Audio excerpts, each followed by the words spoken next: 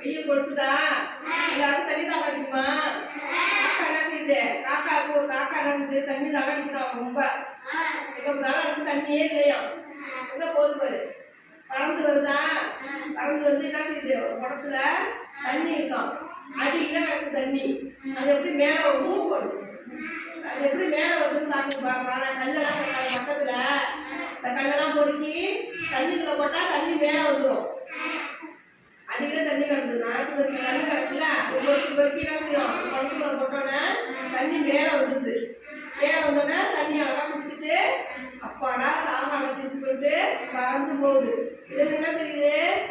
முயற்சி செய்யணும். ஆனா தண்ணி அடியில கிடக்கு, இதை குடிக்க முடியாதுன்னு பறந்து போயிட்டுனா அதுக்கு நஷ்டம்.